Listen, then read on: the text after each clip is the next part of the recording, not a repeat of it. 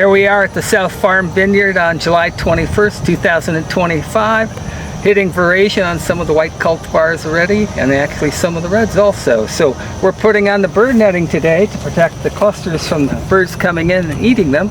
And so we have a little machine that you saw earlier, helps us put it on. And so we hope to get this wound up today before it gets very warm. So that's what we're doing.